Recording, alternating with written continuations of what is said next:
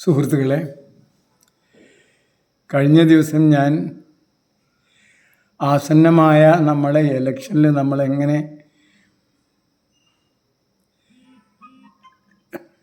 പ്രതികരിക്കണം എന്നതിനെക്കുറിച്ച് ഒരു വീഡിയോ ഇട്ടിരുന്നു. അത് ഇട്ടതിന് ഞാൻ ക്ഷമ ചോദിക്കുകയാണ്. കാരണം എൻ്റെ പെർഫോമൻസ് വളരെ മോശമായിരുന്നു എന്ന് ഞാനത് കണ്ടപ്പോൾ തന്നെ മനസ്സിലായി. ശരിക്ക് ധ്രുവ് റാട്ടിയെ പോലെയൊക്കെയുള്ളവരെ അത് എന്തൊരു ചടുലമായിട്ടാണ് കാര്യങ്ങളൊക്കെ അവതരിപ്പിക്കുന്നത്. അതേപോലെ ശരിക്കും പറഞ്ഞാൽ ഒരു മെഷീൻ ഗണ്ണിൽ നിന്ന് വരുന്ന പോലെ, ഒരു AK-47 വരുന്ന പോലെ വാക്കുകൾ ഇങ്ങനെ കുതിച്ച് വരുന്നത് കാണുന്നതും കേൾക്കുന്നതും തന്നെ ഭയങ്കര രസകരമാണ്. അവിടെ നമ്മളെ പഴയ തോക്കെടുത്തിട്ട് ഓരോ നിറത്തോക്കെടുത്തിട്ട് വെടിവെച്ചിട്ട് പിന്നെയും ഒരു അടുത്ത വാക്കിന് വേണ്ടി നമ്മളിങ്ങനെ പരതുന്നത് കാണുമ്പോൾ അത് കണ്ട ആൾക്കാരോടൊക്കെ ഞാൻ ക്ഷമ ചോദിക്കുകയാണ്. എന്തായാലും നിങ്ങളെല്ലാവരും വളരെ ഗൗരവത്തോടു കൂടി തന്നെ ഇനിയുള്ള നമ്മുടെ ഈ ഇലക്ഷനെ കാണണമെന്നും ആ ഇലക്ഷനിൽ നമ്മൾ പിറകോട്ട് പോകുന്നത്, എന്തായാലും നമ്മൾ ലോകം മുന്നോട്ട് തന്നെ പോകുന്നത്. ഇന്ത്യ ലോകത്തിൽ തന്നെ ഏറ്റവും വലിയ ഒരു രാജ്യമാണ്. അതുകൊണ്ട് തന്നെ അതിന് പല കാര്യങ്ങളും പിറകോട്ടടിക്കാനുള്ള റിസോഴ്സ് അതിനുണ്ട്. അത് ഇല്ലാതാക്കാൻ നമുക്ക് കഴിയും ഇപ്പോൾ നമ്മളെ ഈ ഇലക്ഷനിൽ എന്നാണ് എനിക്ക് പറയാനുള്ളത്. എന്തായാലും നിങ്ങളിപ്പോൾ കഴിഞ്ഞ ദിവസം ധ്രുവ് റാട്ടിയുടെ ആ ഔഷധങ്ങളെക്കുറിച്ചിട്ടുള്ളതുമുള്ള വളരെ ചെറിയൊരു ഭാഗത്ത് തന്നെ ഉള്ള അതിലെ അഴിമതി പോലും അദ്ദേഹം തുറന്നു കാട്ടിയിട്ടുണ്ട്. അപ്പോൾ അതുകൊണ്ട് തന്നെ എൻ്റെ വീഡിയോ കാണുന്നതിന് പകരം അദ്ദേഹത്തിൻ്റെ വീഡിയോ തന്നെ കാണണം. അദ്ദേഹം പറയുന്നത്, അദ്ദേഹത്തിൻ്റെ ഒരു മനോരമ ബുദ്ധിജീവി ആണെങ്കിൽ പോലും അദ്ദേഹത്തിന് സത്യസന്ധതയും ആത്മാർത്ഥതയും ദേശസ്നേഹം ഉള്ളതുകൊണ്ട് തന്നെ അത് 100% നമുക്ക് ഇപ്പോൾ അംഗീകരിക്കാവുന്നതാണ്. അതുകൊണ്ട് തന്നെ അദ്ദേഹത്തിൻ്റെ ഇത് കേൾക്കണം. അദ്ദേഹത്തിന് ഇനി വരുന്ന വീഡിയോകളും കാണണം എന്നാണ് എനിക്ക് പറയാനുള്ളത്. അടുത്തായിട്ട് നമ്മൾ പഴയ മാറ്റി വച്ചിരുന്ന, അതായത് നമ്മൾ വിദ്യാഭ്യാസത്തെക്കുറിച്ചിട്ടാണ് പറഞ്ഞത്. അതിൽ തന്നെ നമ്മൾ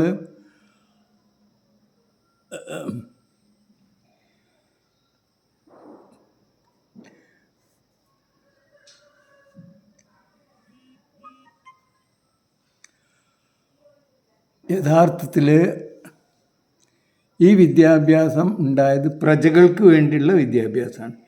ആ പ്രജാ വിദ്യാഭ്യാസത്തിനുള്ള ഗുണങ്ങളെക്കുറിച്ചിട്ടും ഒരു പ്രജയിൽ നിന്ന് യഥാർത്ഥത്തിൽ അവരുടെ യജമാനൻ പ്രതീക്ഷിക്കുന്നത്, കാക്ഷിക്കുന്ന സ്വഭാവങ്ങൾ എന്താണെന്നതിനെക്കുറിച്ച് നമ്മൾ ഇതിൻ്റെ മുമ്പുള്ള വീഡിയോയിൽ പറഞ്ഞിരുന്നു. നേരെ മറിച്ച് ഒരു സ്വാതന്ത്ര്യം ലഭിച്ചതിന് ശേഷം, അതായത് സ്വതന്ത്ര റിപ്പബ്ലിക് ആയതിനു ശേഷം, പരമാധികാര ജനാധിപത്യ രാജ്യമായതിനു ശേഷം നമ്മുടെ കുഞ്ഞുങ്ങളൊക്കെ തന്നെ എങ്ങനെ ആവണം എന്നതിനെക്കുറിച്ചിട്ട് നമുക്കൊരു സ്വപ്നം ഉണ്ടാവും. ആ സ്വപ്നം ഒരിക്കലും നമ്മുടെ അധിനിവേശ കാലത്തെ നമ്മുടെ യജമാനൻ്റെ സ്വപ്നങ്ങളല്ല. ആ സ്വപ്നങ്ങൾ എന്തൊക്കെയാണെന്ന് വിചാരിച്ചിട്ടുണ്ടെങ്കിൽ യാതൊരു സംശയമില്ല, അന്തസ്സും അഭിമാനവും സത്യസന്ധതയും അപരസ്നേഹവും സാഹോദര്യ സ്നേഹവും ശാസ്ത്രീയ ചിന്തയും സാമൂഹ്യബോധവും, അതേപോലെ തന്നെ ഏത് കാര്യങ്ങളിലും ഒരു കൂട്ടായ്മയുടെ ബോധവും, എന്ത് കാര്യവും കൂട്ടായ്മ കൊണ്ട് ചെയ്തു തീർക്കാനുള്ള, അതിൻ്റെ സ്വന്തം ഷെയർ കൊടുക്കാനുള്ളതും, അതേപോലെ അതിൽ നിന്നുള്ള ലാഭങ്ങൾ വിൻവിന്നായിട്ട് രണ്ടുപേരും ഷെയർ ചെയ്യാനുള്ള അങ്ങനെയുള്ള ഒരു പങ്കാളിത്തത്തിൻ്റെ ബോധമാണ് യഥാർത്ഥത്തിൽ ഏതൊരു പരമാധികാര ജനാധിപത്യ സമൂഹത്തിലെയും അടുത്ത തലമുറ ആവണമെന്ന് നമ്മൾ പ്രതീക്ഷിക്കുന്നത്. അങ്ങനെയുള്ള ഒരു സാധനം ഉണ്ടാക്കാൻ യഥാർത്ഥത്തിൽ നമ്മൾ അതിനെക്കുറിച്ചിട്ട് നമ്മൾ ആലോചിച്ചിട്ട് തന്നെയല്ല. നമ്മളെ വെള്ളക്കാരൻ ഇവിടുന്ന് നമുക്ക് ആ രാജ്യഭാരം തന്നതിന് ശേഷം എങ്ങനെയാണ് നമ്മളെ വിദ്യാഭ്യാസത്തിന് മോൾഡ് ചെയ്യേണ്ടതെന്നും അതിൻ്റെ ലക്ഷ്യങ്ങൾ എന്താവണമെന്നും ആ ലക്ഷ്യങ്ങൾ ഇപ്പോൾ ഉള്ള ഇതിൽ നിന്ന് എന്തൊക്കെ മാറണം എന്നും എന്തൊക്കെ കാര്യങ്ങളാണ് വെള്ളക്കാരൻ അവൻ്റെ താല്പര്യങ്ങൾ ഉണ്ടാക്കാനായിട്ട് ഇതിൽ ഉൾപ്പെടുത്തിയിരിക്കുന്നതെന്നും നമ്മൾ പരിശോധിച്ചിട്ടേയില്ല. അതിനൊരു കമ്മീഷനെ വെച്ചിട്ടില്ല. അതുകൊണ്ട് തന്നെ നമ്മൾ പഴയത് തന്നെ രണ്ടാമത് തുടരുകയാണ് ചെയ്തത്. ആ തുടരുമ്പോൾ അവരെക്കാളും കൂടുതലായിട്ട് അതിന് താല്പര്യം എടുക്കുകയും അതിന് കൂടുതൽ ഫണ്ട് ചിലവാക്കുകയും കൂടുതൽ നല്ല സ്കൂള്, കൂടുതൽ നല്ല ബോർഡ്, കൂടുതൽ നല്ല ബെഞ്ച്, ഡെസ്ക്, സ്മാർട്ട് ക്ലാസ്സുകൾ വരെ ഉണ്ടാക്കുകയും ചെയ്തു എന്നുള്ളത് സത്യമാണ്. പക്ഷേ ഇതിൻ്റെ ലക്ഷ്യം എന്തൊക്കെയാണെന്നും ആ ലക്ഷ്യം മാറിയതെന്ന് നമ്മൾ ഇതുവരെ മനസ്സിലാക്കിയിട്ടുണ്ടായിരുന്നില്ല എന്നാണ്. ഞാൻ കുറേ കാലമായിട്ട് വിദ്യാഭ്യാസത്തിൽ തന്നെ ഇരിക്കുന്ന ആളാണ്. കുറേ കാലം ഗവേഷണം നടത്തിയിരുന്നു. അങ്ങനെ ഒരു മാറ്റം, ഒരു പാരഡിഗം ഷിഫ്റ്റ് നമ്മളെ വിദ്യാഭ്യാസത്തിന് വന്നതായിട്ടുള്ളതിന് ഒരു തെളിവും ഇതുവരെ എനിക്ക് കാണാൻ പറ്റിയില്ല. അപ്പോൾ എങ്ങനെ അത് മാറ്റാൻ കഴിയും എന്നത് എല്ലാവർക്കും വലിയൊരു പ്രശ്നം തന്നെ. മാഷ് ഇങ്ങനെയൊക്കെ പറയുന്നുണ്ട്, പക്ഷേ അതെങ്ങനെയാണ് ചെയ്യുക, അത് വലിയൊരു പ്രശ്നം തന്നെയാണ്. അതായത് ആധുനിക യുഗത്തിൽ യഥാർത്ഥത്തിൽ വിദ്യാഭ്യാസം എങ്ങനെ വേണം എന്നുള്ളതിന് പഴയതിൻ്റെ തുടർച്ച തന്നെയാണ് നടന്നിട്ടുള്ളത്. ഇപ്പോൾ ഫ്യൂഡലിസം, അത് കഴിഞ്ഞ് പിന്നെ ഈ മുതലാളിത്തം വന്നു, അല്ലെ ഇൻഡസ്ട്രിയലൈസേഷൻ വന്നു. അതോടുകൂടിയാണ് സോവിയറ്റ് പിന്നെ പാശ്ചാത്യ രാജ്യങ്ങളിലൊക്കെ ജനറൽ സ്കൂളുകൾ എന്ന് പറഞ്ഞിരുന്നത് ഒരു പബ്ലിക് സ്കൂളുകളായി മാറുകയും എല്ലാവർക്കും, പ്രത്യേകിച്ച് തൊഴിലാളികൾക്ക് പോലും പ്രാഥമികമായ പല വിദ്യാഭ്യാസങ്ങളും വേണമെന്നും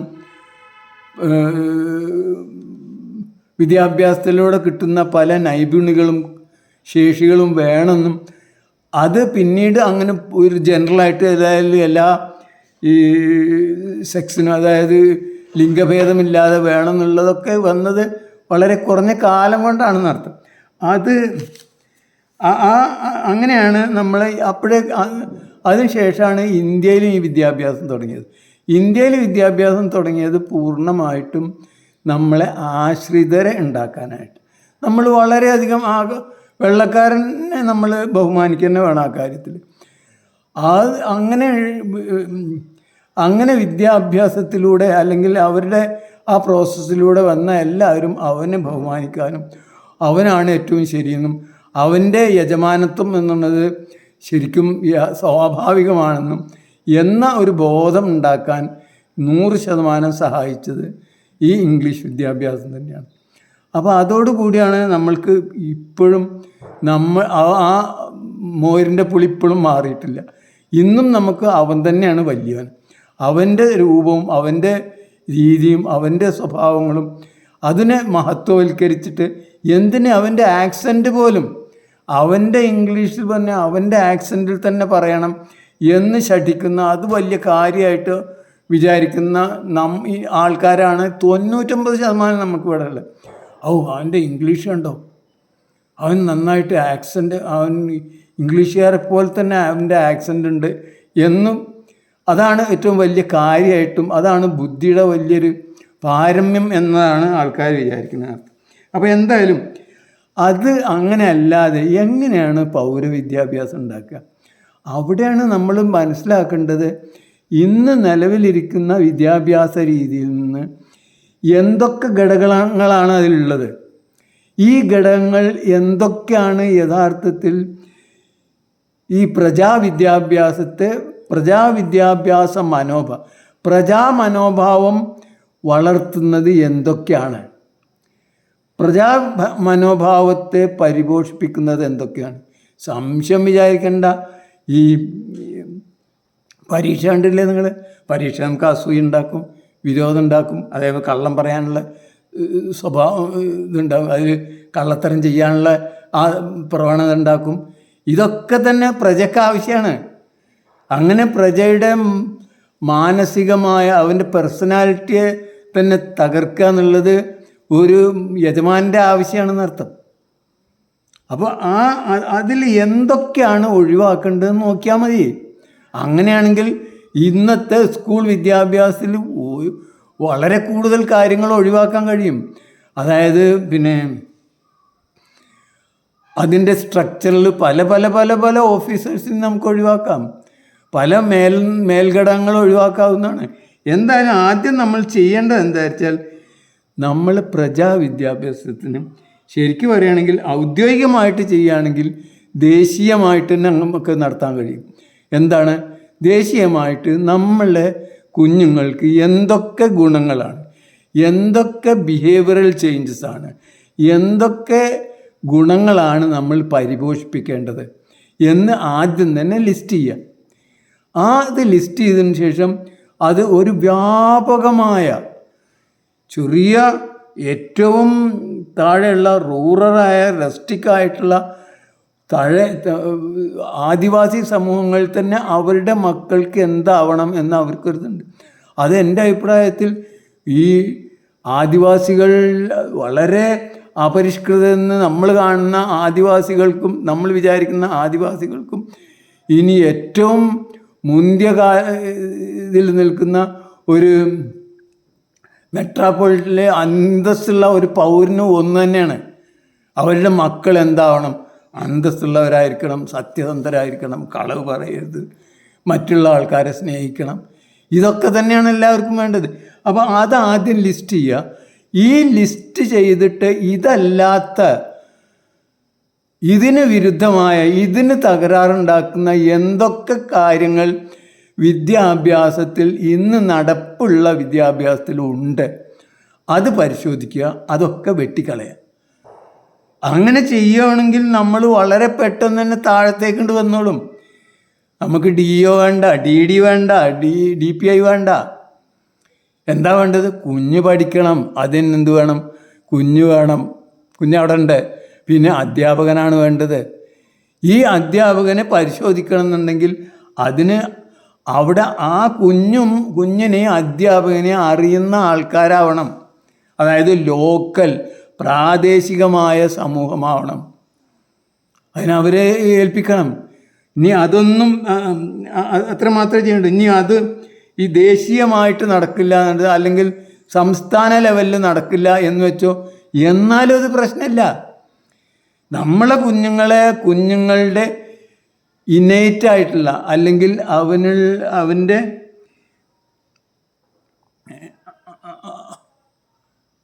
ജന്മനായുള്ള വാസനകളെ വളർത്തുക എന്നുള്ളതേ നമ്മൾ ചെയ്യേണ്ടത്. നല്ല കാര്യത്തിന് എല്ലാ കുഞ്ഞുങ്ങൾക്കും നല്ലതായ വാസനകളുണ്ട്, ഇന്നേറ്റായിട്ട് ക്വാളിറ്റീസ് ഉണ്ട്. അത് നമ്മൾ വളർത്തുക എന്നുള്ളതേ വേണ്ടുള്ളൂ. ഒരാൾക്ക് പെയിൻറ്റ് ആയിക്കോട്ടെ, അതിന് ലോകത്തിലെ ഏറ്റവും നല്ല പെയിൻറ്ററാകാൻ അവനെ നമ്മൾ പരമാവധി ശ്രമിക്കാവുന്നതാണ്. അപ്പോൾ അങ്ങനെ എന്ത് കാര്യങ്ങളാണെങ്കിലും അത് വളരെ ഈസിയാണെന്നാണ് എൻ്റെ അഭിപ്രായം. എന്താണ്, ഇപ്പോഴുള്ള എല്ലാ വൈകൃതങ്ങളും അതിന് ഒഴിവാക്കിയാൽ തന്നെ എത്രയോ ലാഭിക്കാൻ കഴിയുന്നർത്ഥം. ഇത്ര വലിയ കാശൊന്നും ഇതിന് മുടക്കണില്ല. പുതിയ വലിയ ബിൽഡിങ്ങിൻ്റെ ആവശ്യമില്ല, അതേപോലെ സ്മാർട്ട് ക്ലാസ് ആവശ്യമില്ല. എന്താണോ അവൻ ജീവിക്കുന്ന ലോകം, ആ ലോകത്ത് തന്നെ ഇരുന്നാൽ മതി.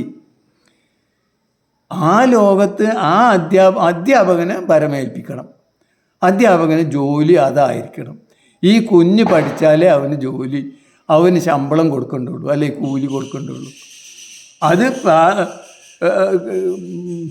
പീരിയോഡിക്കലായിട്ട്, കാലികമായിട്ട് നമ്മൾ പരിശോധിക്കണം. ആ പരിശോധിച്ചിട്ട് കുഞ്ഞ് ചെയ്താൽ ശമ്പളം കൊടുക്കണം. ഇപ്പോഴുള്ളതിൻ്റെ 10 ഇരട്ടി നിങ്ങൾ കൊടുത്തോളൂ. കുഞ്ഞ് കൂടുതൽ നന്നാവും. ആ ഓരോ കുഞ്ഞ് നന്നാവുന്നതും യഥാർത്ഥത്തിൽ സമൂഹത്തിന് മുഴുവൻ ഉപകാരപ്രദമാവും. അപ്പോൾ കുഞ്ഞിന് വേണ്ടിയിട്ട്, അല്ലെങ്കിൽ ഹ്യൂമൻ റിസോഴ്സസ് നന്നാവുന്നതിന് വേണ്ടിയിട്ട് എത്ര കൊടുത്താലും ഒരു സമൂഹത്തെ സംബന്ധിച്ചിടത്തോളം ലാഭകരമാണ്. ആ കച്ചവടം തന്നെ ലാഭകരമാണെന്നർത്ഥം. അതായത് നമ്മളെ കുഞ്ഞ് ഒരു ചെറിയ കാര്യത്തിൽ ചെറിയ ഒരു ക്രിയേഷൻ അവൻ്റെ വകയായിട്ട് ഉണ്ടാവുകയാണെങ്കിൽ അത് സമൂഹത്തിന് നന്നായിട്ട്, ലോകത്തിന് നന്നായിട്ട് ഉപകാരപ്രദമാവും.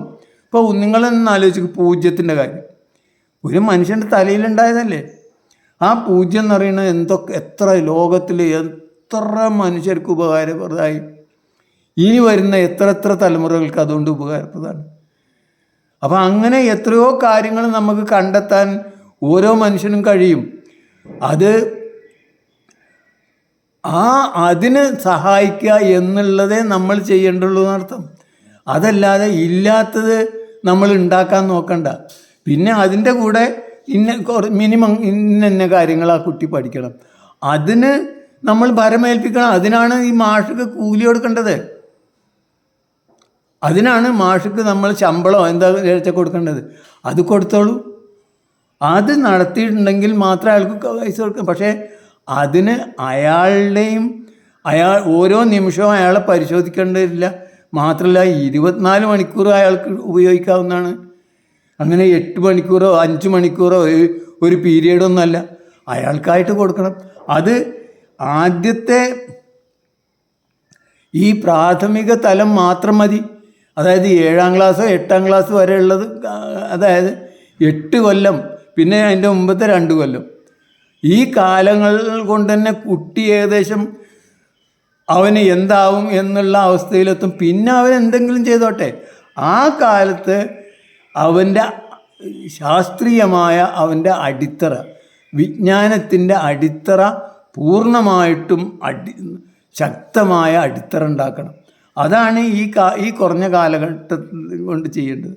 ഇപ്പോൾ അത് തന്നെ എൻ്റെ അഭിപ്രായത്തിൽ ഇപ്പോൾ ഈ ആധുനിക വിദ്യാഭ്യാസ വിചക്ഷണങ്ങളുടെ ചൈൽഡ് ഡെവലപ്മെൻറ്റിൻ്റെയും ഒക്കെ അഭിപ്രായം അനുസരിച്ച് ആദ്യത്തെ 2000 ദിവസങ്ങൾ കൊണ്ട് ഏകദേശം നമ്മൾ ബ്രെയിൻ ഡെവലപ്മെൻറ്റൊക്കെ പിന്നെ ബ്രെയിനിൻ്റെ വികാസമൊക്കെ കഴിയുന്നതാണ്. ഈ 2000 ദിവസം എന്ന് പറഞ്ഞാൽ ഏകദേശം 5.5 വയസ്സാകുമ്പോഴേക്ക് 5.5 വയസ്സാകുമ്പോഴേക്ക് ബ്രെയിൻ ഡെവലപ്മെൻറ്റ് തീർന്നു. അപ്പോൾ കുഞ്ഞിനെ എന്താക്കണം എന്നുള്ളത് അതിൻ്റെ മുമ്പ് തന്നെ വേണ്ട എല്ലാ വിഭവങ്ങളും കൊടുത്തുകൊണ്ട് അവനെ ആ കാലത്ത് പരിപോഷിപ്പിക്കണം, ട്രെയിനിങ് കൊടുക്കണം.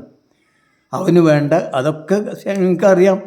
കുട്ടികൾക്ക് എപ്പോഴും കളി ഭയങ്കര ഇഷ്ടമാണ്. ഈ കളി പോലും അവൻ്റെ കൂടുതൽ വികസിക്കാനുള്ള അവൻ്റെ ത്വരയുടെ, പ്രകൃതിയുടെ, അല്ലെങ്കിൽ നമ്മുടെ പ്രകൃതി മാതാവ് നൽകിയ ഒരു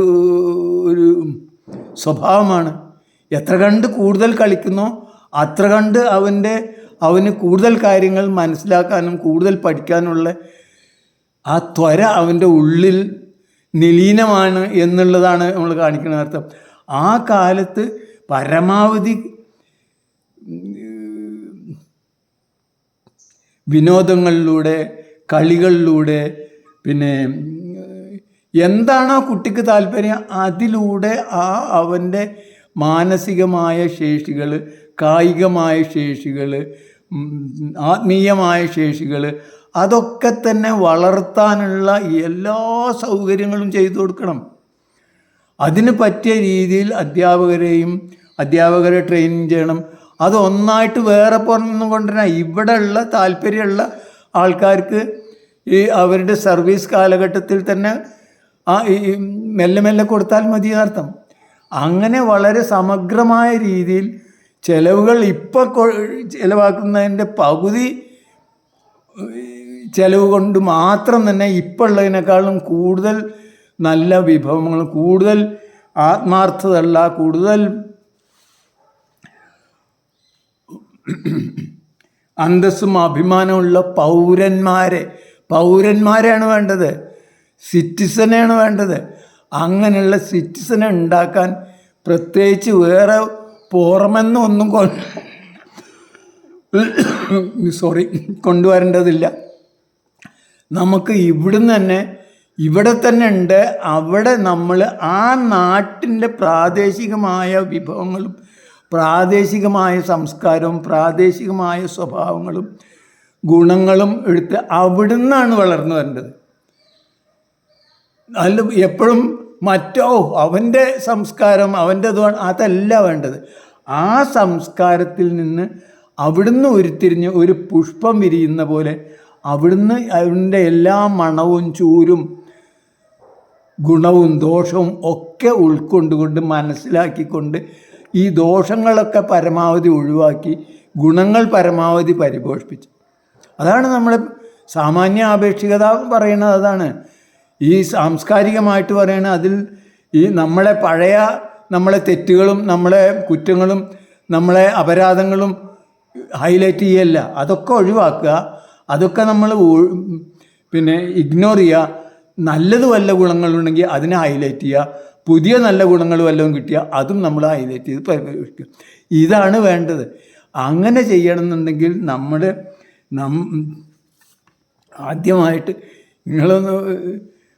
ആദ്യമായിട്ട് നമ്മൾ ഒന്ന് റീതിങ്ക് ചെയ്യേണ്ടതുണ്ട്. നിങ്ങൾ നോക്കുക, ഞാനിപ്പോൾ കമ്മ്യൂണിസ്റ്റ് പാർട്ടിയെ കുറ്റം പറയാൻ കാരണം ഏറ്റവും കൂടുതൽ പുരോഗമന ആശയം ഉൾക്കൊള്ളുന്നവരാണ് കമ്മ്യൂണിസ്റ്റുകാരാണ് എന്നുള്ളത് കൊണ്ടാണ്. മറ്റുള്ള പാർട്ടികളെക്കുറിച്ചൊന്നും നമുക്ക് അത്രത്തോന്നെ പിന്നെ അഭിപ്രായമില്ല. ഈ കമ്മ്യൂണിസ്റ്റ് പാർട്ടികൾക്ക് പോലും ഇന്ന് വരെ ഈ വിദ്യാഭ്യാസമല്ല നമ്മുടെ അടുത്ത തലമുറക്ക് വേണ്ട മനോഭാവങ്ങൾ, ഈ അന്തസ്സും അഭിമാനവും അല്ലെങ്കിൽ അഭിലഷണീയമായ മനോഭാവങ്ങൾ ഉണ്ടാക്കാൻ വേണ്ടത് എന്ന് ചിന്തിക്കാൻ പോലും എന്നൊന്ന് ഒരു സ്വപ്നത്തിലെങ്കിലും അങ്ങനെ ഒരു സംശയം പോലും തോന്നിയിട്ടില്ല എന്നുള്ളതാണ്. അതാണ് ഏറ്റവും വലിയ സങ്കടം. നമ്മൾ 57 ഇവിടെ മിനിസ്ട്രി കയറി. 57 ശരിയാണ്, നമ്മൾ അന്ന് ഒരു വിദ്യാഭ്യാസ നയം അന്നൊക്കെ എന്തിനാ മുണ്ടശ്ശേരി കൊണ്ടുവന്നത്? ആ വിദ്യാഭ്യാസം വ്യാപകമാക്കാനാണ്. അതിനുശേഷം വന്ന വിദ്യാഭ്യാസ മന്ത്രിക്ക് മുണ്ടശ്ശേരിയുടെ പോലും ഈ കുട്ടികളെ നന്നാക്കണം എന്നുള്ള തോന്നലുണ്ടായിരുന്നില്ല. അത് അതേപടി അതിൻ്റെ അനുയായികളായി അത് നന്നാക്കുക എന്നുള്ളത്. അതുമാത്രമല്ല, അത് അന്ന് മുണ്ടശ്ശേരിക്ക് അത്രത്തോളം കൂടുതൽ സമയമോ ഇതിനൊന്നും കിട്ടിയിട്ടില്ല. ബാക്കിയുള്ള എല്ലാ വിദ്യാഭ്യാസമാരും വെറും അനുയായികൾ മാത്രമാണ്. വിദ്യാഭ്യാസ വകുപ്പ് കൈകാര്യം ചെയ്യാൻ വേണ്ട ധിഷണാശേഷിയും വിദ്യാഭ്യാസം എന്ന് പറഞ്ഞിട്ടുണ്ടെങ്കിൽ എൻ്റെ അഭിപ്രായത്തിൽ പിന്നെ മുഖ്യമന്ത്രിയെക്കാളും വളരെ പ്രധാനപ്പെട്ട ഒരു വിഷയമാണ്. കാരണം അത് ഇനി വരുന്ന തലമുറകളെ വാർത്തെടുക്കാനുള്ളതാണ്. അതായത് ഇനി വരുന്ന കാലങ്ങൾക്കുള്ള മന്ത്രിയാണ്. അത് എങ്ങനെയാവണം, ഈ കുഞ്ഞുങ്ങൾ എങ്ങനെയാവണം, അവർക്ക് അഭിലഷണീയമായ മനോഭാവങ്ങൾ ഉണ്ടാവാൻ എന്തൊക്കെയാണ് വേണ്ടത് എന്ന് ഇന്നേ വരെ സ്വപ്നത്തിൽ പോലും അല്ലെങ്കിൽ വെറുതെ ഇരിക്കുമ്പോൾ കൂളിമുറിയിൽ നിന്ന് പോയിരിക്കും അല്ലെങ്കിൽ ക്ഷൗരം ചെയ്യുമ്പോൾ പോലും ആലോചിച്ചിട്ടുണ്ടാവില്ല. അവർ ഇപ്പോഴും ആ വെള്ളക്കാരൻ്റെ അതായത് ഇന്ത്യക്കാരെ അടിമയാക്കിയത് ബ്രിട്ടീഷുകാരനല്ല, ഇംഗ്ലീഷ് വിദ്യാഭ്യാസം ലഭിച്ച ഞാനാണ്, നിങ്ങളാണ്, അല്ലെങ്കിൽ നമ്മളെ മന്ത്രിമാരാണ്, നമ്മളെ കമ്മ്യൂണിസ്റ്റുകാർ വരെയാണ് എന്ന് നാം മനസ്സിലാക്കേണ്ടതുണ്ട്. അപ്പോൾ അങ്ങനെയാണെങ്കിൽ മാത്രമേ അതായത് എന്തിനാണ് വിദ്യാഭ്യാസം, അതിൻ്റെ ഈ അടുത്ത തലമുറക്ക് ഉണ്ടാവേണ്ട മനോഭാവങ്ങൾ എന്തൊക്കെയാണ്, ആ കാര്യങ്ങൾ ഉണ്ടാക്കാൻ എന്തൊക്കെയാണ് വേണ്ടത്. ഇപ്പോൾ ഇന്നുള്ള ആശ്രിത വിദ്യാഭ്യാസത്തിൽ അല്ലെങ്കിൽ പ്രജാവിദ്യാഭ്യാസത്തിൽ നിന്ന് എന്തൊക്കെ ഒഴിവാക്കിയാലാണ് ഈ കാര്യം ഫലപ്രദമായിട്ട് നടക്കുക എന്ന് ഒരു പ്രാവശ്യമെങ്കിലും ചിന്തിക്കാൻ, അതായത് സാമാന്യ ആപേക്ഷികത നമുക്ക് കൊണ്ടുവന്ന് തന്ന ദിശാബോധം അല്ലെങ്കിൽ ചിന്തിക്കാനുള്ള ആ സ്വഭാവം, ആ ഒരു വ്യത്യസ്തമായ ചിന്ത, അത് യഥാർത്ഥത്തിൽ വിദ്യാഭ്യാസ വകുപ്പിന് വേണ്ടിയിരുന്നു. പക്ഷേ അത് വിദ്യാഭ്യാസ വകുപ്പിന് ഉണ്ടായില്ല എന്നതാണ് നമ്മുടെ ഏറ്റവും വലിയ ദുഃഖവും ഏറ്റവും വലിയ സങ്കടം. ഇന്ത്യ എന്നത് ഒന്ന് മനസ്സിലാക്കണം, ലോകത്തിൽ ഏറ്റവും കൂടുതൽ ഹ്യൂമൻ റിസോഴ്സ് അല്ലെങ്കിൽ മാനുഷിക വിഭവങ്ങൾ, മനുഷ്യൻ്റെ തലച്ചോറുള്ള ഒരു രാജ്യമാണ് ഇന്ത്യ. ഈ തലച്ചോറാണ് ലോകത്തിൽ ഇന്ന് ബുദ്ധി ഉണ്ടെങ്കിൽ ലോകത്തിൽ ഏറ്റവും വില കൂടിയ വസ്തു. ഇത് ഏറ്റവും നന്നായിട്ട് പരിശീലിപ്പിക്കുക, പരിപോഷിപ്പിക്കുക എന്നുള്ളതാണ് വിദ്യാഭ്യാസ വകുപ്പിൻ്റെ ജോലി. അല്ലാതെ വെള്ളക്കാരനെ പിന്നെ സെർവ് ചെയ്യലല്ല എന്ന് മനസ്സിലാക്കാൻ കഴിവുള്ള ആൾക്കാർ കുറച്ച് നേരെങ്കിലും ചിന്തിച്ചാൽ മനസ്സിലാവും നമ്മൾ ഇന്ന് ചെയ്യുന്നതൊക്കെ വളരെ വളരെ വളരെ അപകടം. ഇത് നിർത്തണം. ഓരോ അധ്യാപകനും അവനെ സ്വതന്ത്രനാക്കണം, ഓരോ വിദ്യാർത്ഥിയെയും സ്വതന്ത്രനാക്കണം. അവരുടെ സ്വാതന്ത്ര്യത്തിൽ നമ്മൾ ലക്ഷ്യങ്ങൾ നടക്കില്ലെങ്കിൽ മാത്രമേ നമ്മളതിൽ ഇടപെടാൻ പാടുള്ളൂ. അത് നടക്കാതിരിക്കുമ്പോൾ നമ്മൾ ഇടപെടേണ്ടി വരും. അതിന് അത് പ്രാദേശികമായ വളരെ അധികം അതിനെ മോണിറ്റർ ചെയ്യാൻ പറ്റിയ ഒരു സംഘത്തെ പ്രാദേശികമായിട്ട് തന്നെ ഉണ്ടാക്കണം. അതിൽ താല്പര്യമുള്ള ആൾക്കാർ, ഇവരെ രണ്ടുപേരെയും ഗുണങ്ങളും ദോഷങ്ങളും മനസ്സിലാക്കാനും അത് അനുഭവിക്കാനും കഴിയുന്ന ആൾക്കാരെ തന്നെ അതിൻ്റെ സൂപ്പർവൈസർമാരായിട്ട് വെക്കണം. അതായത് ഞാൻ പറഞ്ഞു വന്നത്, അത് പൂർണ്ണമായിട്ടും വിദ്യാഭ്യാസം എന്നത് പൂർണ്ണമായിട്ടും പ്രാദേശികവൽക്കരിക്കണം. അതിനുള്ള ഫണ്ട് 100% താഴത്തേക്ക് കൊടുക്കണം. ആ കുഞ്ഞുങ്ങൾ നന്നായിട്ടുണ്ടെങ്കിൽ അതിൻ്റെ ഗുണം ആ അധ്യാപകനും കൂടെ കിട്ടുന്ന രീതിയിലാവണം. കുഞ്ഞ് എത്ര കണ്ട് നന്നാവുന്നോ അത്ര കണ്ട് ആ കുഞ്ഞിൻ്റെ വരുമാനത്തിൻ്റെ ചെറിയൊരു ഭാഗം, വളരെ കുറഞ്ഞ ഭാഗം കിട്ടും എന്ന ഒരു നിയമമാക്കി മാറ്റണം. അങ്ങനെയാണെങ്കിൽ ആ കുഞ്ഞ് നന്നാവണം എന്ന തോന്നൽ, ഏതുപോലെ ഒരു പിതാവിന് ഒരു മാതാവിന് തൻ്റെ കുഞ്ഞ് നന്നാവണം എന്ന് തോന്നുന്ന പോലെ, കാരണം ആ കുഞ്ഞ് നന്നായാലാണ് പിന്നെ അവർക്ക് വയസ്സുകാലത്ത് അവരെ സഹായിക്കാനും അവരെ നോക്കാനും ഉണ്ടാവുക. അതേപോലുള്ള ഒരവസ്ഥ ഓരോ അധ്യാപകനും തൻ്റെ കുഞ്ഞുങ്ങളെ കൊണ്ടുണ്ട് ഉണ്ടാവുന്ന രീതിയിലുള്ള നിയമനിർമ്മാണം നടത്തണം. അങ്ങനെ ചെയ്യുകയാണെങ്കിൽ ഇത് മുകളിൽ നിന്നുള്ള എല്ലാ സൂപ്പർവിഷനേക്കാളിലും കൂടുതൽ നന്നായിട്ട് ആത്മാർത്ഥമായിട്ട് ഈ അധ്യാപകൻ തന്നെ തൻ്റെ കുഞ്ഞുങ്ങളോട് പെരുമാറാനും അവരെ ഉയർത്തിക്കൊണ്ടുവരാനും യാതൊരു സംശയം ഉണ്ടായി. ഇപ്പം എന്താണെന്ന് വെച്ചാൽ ചില പൊട്ടന്മാർ മാത്രമേ ആത്മാർത്ഥമായിട്ട് ജോലിയുള്ളൂ. നമുക്ക് അങ്ങനത്തെ എത്രയോ അധ്യാപകരെ അറിയാം, നമുക്ക് പരിചയമുള്ള. അവർക്കൊന്നും ലാഭമോ അല്ലെങ്കിൽ ഒരു ഇതും ഉണ്ടായാലും അവർ ഭയങ്കര ആത്മാർത്ഥമായിട്ട് അവർ ജോലി ചെയ്തിരുന്നു. പക്ഷേ അവർക്ക് പ്രത്യേകിച്ച് ഒന്നും കിട്ടിയിരുന്നു. പക്ഷേ ഇങ്ങനെ ഒരു സാമൂഹ്യമായ പരിഗണനയും അതേപോലെ തന്നെ ഉത്തരവാദിത്വം അവർക്ക് സ്വയം കൊടുക്കുകയാണെങ്കിൽ ബാക്കിയുള്ള ഒന്നും ഒരു പ്രശ്നമേ അല്ല. മാത്രമല്ല, ഇന്ന് പ്രധാനമന്ത്രിക്കും അല്ലെങ്കിൽ പ്രസിഡൻറ്റും കിട്ടുന്നതിനേക്കാളും കൂടുതലായിട്ടുള്ള വരുമാനം നല്ല ഒരു അധ്യാപകന് കിട്ടും. കാരണം അയാളുടെ ഒരു 10, 30, 40 കൊല്ലം കൊണ്ട് അയാൾ ഉണ്ടാക്കി വരുന്ന മുത്തുകളെ, അയാൾ ഉണ്ടാക്കുന്ന ലോകത്തിലെ ഏറ്റവും സുന്ദരമായ വജ്രങ്ങളെ, ആ വജ്രങ്ങളായിരിക്കും നമ്മളെ ഈ കുട്ടികളുടെ വരുമാനത്തിൻ്റെ വളരെ കുറഞ്ഞ ശതമാനം കിട്ടിയാൽ ആ നല്ല അന്തസ്സും അല്ലെങ്കിൽ കഴിവുള്ള അധ്യാപകന് ഒരു ഗവർണറെക്കാളും കൂടുതൽ അല്ലെങ്കിൽ പ്രസിഡന്റിനേക്കാളും കൂടുതൽ ശമ്പളം വെറുതെ കിട്ടുന്നത് നിങ്ങളാരും കൊടുക്കണ്ട. അപ്പോൾ അത്രയും മഹത്തായ ഒരു ജോലിയാണ് അധ്യാപനം എന്നുള്ളത്. അത് നമ്മളെ ഈ ഒരു ജനാധിപത്യ പരമാധികാര രാജ്യത്ത് വളരെ പ്രധാനപ്പെട്ടതാണ് ആ ഒരു പൗരൻ എന്നുള്ളത്. ആ പൗരൻ്റെ കഴിവുകൾ എത്ര കണ്ട് നിങ്ങൾ ഈ ഹിമാലയത്തോളം വളർത്തിയാലും അത്രയും സമൂഹത്തിന് നല്ലതാണ് എന്നുള്ളത് മനസ്സിലാക്കി വിദ്യാഭ്യാസത്തെ അടിമുടി മാറ്റുന്ന രീതിയിൽ പ്രജാവിദ്യാഭ്യാസം പൂർണ്ണമായിട്ടും ഒഴിവാക്കി അവിടെ ഒരു പരമാധികാര ജനാധിപത്യ രാജ്യത്തിലെ സ്വതന്ത്ര രാജ്യത്തിലെ അന്തസ്സും അഭിമാനവും സത്യസന്ധതയും മാന്യതയും ഉള്ള ഒരു പൗരനെ, പുരോഗമന കാംക്ഷയുള്ള ഒരു പൗരനെ വാർത്തെടുക്കാനുള്ള ഒരു ഉപകരണമായിട്ട് വിദ്യാഭ്യാസത്തെ മാറ്റണം. അതിന് ഒരു പ്രയാസമില്ല.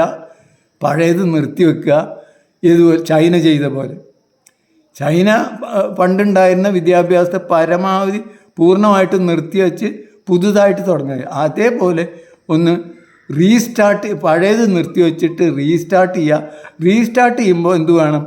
എന്തൊക്കെ വേണ്ടാത്ത വസ്തുക്കളാണ്, നമ്മളെ ലക്ഷ്യം എന്താണോ ആ ലക്ഷ്യത്തിന് വേണ്ടാത്ത എന്തൊക്കെ വസ്തുക്കൾ അതിലുണ്ട് അതൊക്കെ ഒഴിവാക്കും ചെയ്യുക. ഇത്രേ വേണ്ടുള്ളൂ. അത് മേൽക്കടയിൽ പറ്റില്ലെങ്കിൽ ഈ കാര്യം നമ്മളെ കഴിഞ്ഞ ഈ സ്റ്റേറ്റ് ചെയ്യേണ്ടതെന്ന് വെച്ചാൽ അത് പഞ്ചായത്തുകളെ ഏൽപ്പിക്കുക. ഈ പഞ്ചായത്തുകൾ തമ്മിൽ തന്നെ ഒരു മത്സരം നടക്കട്ടെ. പഞ്ചായത്തുകൾ തമ്മിൽ വിദ്യാഭ്യാസത്തിലൊരു ആരോഗ്യകരമായ മത്സരം നടക്കട്ടെ. ഏത് കുട്ടികളാണ് ഏത് പഞ്ചായത്തിൻ്റെ കുട്ടികളാണ് കൂടുതൽ കഴിവും പിന്നെ ഇതുള്ളത്, ആ സാമൂഹ്യ പ്രതിബദ്ധതയുള്ള കുട്ടികളെ ആർക്കാണ് ഉണ്ടാക്കാൻ കഴിയുക? നിങ്ങൾ എന്തു വേണമെങ്കിലും ചെയ്തോളൂ. അപ്പോൾ അങ്ങനെയല്ലാതെ ഇന്നും നമ്മളെ പഴയ വെള്ളക്കാരൻ്റെ DPIയും അല്ലെങ്കിൽ സെക്രട്ടറിയും അല്ലെങ്കിൽ പിന്നെ മന്ത്രിയും ആണ് വലിയ ആൾക്കാർ, അവർ പറയുന്നതിന് മേലെ ഒന്നും ചെയ്യാൻ പാടില്ല എന്ന അവസ്ഥയിൽ അസ്വാതന്ത്ര്യത്തിൻ്റെ വിതരണമാണ് നിങ്ങൾ ഉദ്ദേശിക്കുന്നതെങ്കിൽ എനിക്ക് നിങ്ങളോടൊന്നും പറയാനില്ല. അതല്ലെങ്കിൽ വളരെ എളുപ്പമാണ്, ഇതിന് വലിയ പ്രയാസമൊന്നുമില്ല, പേടിക്കാനൊന്നുമില്ല. അത് പഞ്ചായത്തുകളെ ഏൽപ്പിച്ചാൽ മാത്രം മതി. അതിന് ഇപ്പോൾ എന്താണ് പഞ്ചായത്തിന് കൊടുക്കുന്ന നിങ്ങളെ ഫണ്ട്, ആ ഫണ്ട് നേരിട്ട് പഞ്ചായത്തിന് എടുത്തോളൂ. അവരെന്താ ചർച്ച ചെയ്തിട്ടെ. അങ്ങനെ ചെയ്യുകയാണെങ്കിൽ പഞ്ചായത്തുകൾ, ഒരു പഞ്ചായത്തും, ഇനി എത്ര തല്ലിപ്പൊളി പഞ്ചായത്തായിരിക്കും മുസ്ലിം ലീഗിൻ്റെ, അതിൻ്റെ ഇത് നോക്കുകയാണെങ്കിൽ ഒരു മതാധിഷ്ഠിതമായ പാർട്ടിയാണ്, അതിൽ പോലും അവരുടെ കുട്ടികൾ നന്നാവണം എന്നുള്ള ഇതിൽ യാതൊരു അഭിപ്രായ വ്യത്യാസം ഉണ്ടാവില്ല. എൻ്റെ അഭിപ്രായത്തിൽ ഇപ്പോൾ കഴിഞ്ഞ ഇതിൽ തന്നെ നോക്കണം, ഏറ്റവും കൂടുതൽ വിദ്യാഭ്യാസത്തിന് വേണ്ടി, കുഞ്ഞുങ്ങളുടെ വിദ്യാഭ്യാസത്തിന് വേണ്ടി ഏറ്റവും കൂടുതൽ ഫണ്ട് ചിലവാക്കിയിട്ടുണ്ടാവുക മലപ്പുറം ജില്ലയായിരിക്കും. അപ്പോൾ അതുകൊണ്ട് തന്നെ ഈ കാര്യത്തിൽ ഇത് വിദ്യാഭ്യാസം എന്നത് ഇനി വരുന്ന തലമുറകളെ പരമാവധി സമൂഹത്തിന് ഉപകാരപ്രദമായി വളർത്തിയെടുക്കുക. അതിൽ താല്പര്യമില്ലാത്ത ഒരു സമൂഹം ഉണ്ടാവില്ല, ഒരു പഞ്ചായത്തും ഉണ്ടാവില്ല. ഇത്രയും എനിക്ക് പറയാനുള്ളൂ. എന്തായാലും പൗര വിദ്യാഭ്യാസം എന്നത്, അല്ലെങ്കിൽ education for the citizens, education for the democratic citizens, education for the democratic republics citizen എന്ന ഒരു പരിപാടി നമ്മൾ ആലോചിക്കാനെങ്കിലും തുടങ്ങേണ്ടിയിരിക്കുന്നു എന്നാണ് എനിക്ക് പറയാനുള്ളത്. ഇത് കേൾക്കുന്നവർ പരമാവധി ഷെയർ ചെയ്യണം. ഞാൻ പഴയ പോലെ ഒന്നും എനിക്ക് സംസാരിക്കാൻ കഴിയില്ല, വാക്കുകൾ കുറഞ്ഞു പോകുന്നുണ്ട്, വാക്കുകൾക്ക് പലപ്പോഴും എനിക്ക് വരുന്നില്ല. അതുകൊണ്ട് തന്നെ എൻ്റെ സംസാരമൊക്കെ വളരെ മോശമാണെന്ന് എനിക്ക് തന്നെ നല്ലോണം അറിയാം. പക്ഷേ ഈ കണ്ടൻ്റാണ് നിങ്ങളിതിൽ ശ്രദ്ധിക്കേണ്ടത്. ഞാൻ പറയുന്ന കാര്യത്തിലുള്ള കണ്ടൻറ്റ് എങ്ങനെയാണ്, അത് സാർത്ഥകമാണോ അല്ലേ എന്ന് നോക്കണ്ട. അതേ നിങ്ങൾ തൂക്കി നോക്കുന്നുണ്ട്. ഞാൻ വയസ്സനായിരിക്കണം, എനിക്ക് തന്നെ അറിയാം എനിക്കിപ്പോൾ സംസാരിക്കാൻ കഴിയില്ല, വാക്കുകൾക്ക് പലപ്പോഴും ഞാൻ വിഷമിക്കുന്നുണ്ട്, കിട്ടുന്നില്ല. എൻ്റെ ഒരു 30 കൊല്ലം മുമ്പ് 40 കൊല്ലം മുമ്പ് ഒന്നും ഇങ്ങനെ ആയിരുന്നില്ല എന്ന് എനിക്കറിയാം. ഇപ്പോൾ വയസ്സായതുകൊണ്ടാണ്, അതുകൊണ്ട് ക്ഷമിക്കണം. ഞാൻ ഈ ആശയം ഒരു പുതുതാണെങ്കിൽ എന്ന് നിങ്ങൾക്ക് തോന്നുന്നുണ്ടെങ്കിൽ മാത്രം നിങ്ങൾ ശ്രദ്ധിച്ചാൽ മതി. ഇത്രേ എനിക്ക് പറയാനുള്ളൂ. ജയ് ഹിന്ദ്, ജയ് ജഗത്, ജയ് ജീവൻ.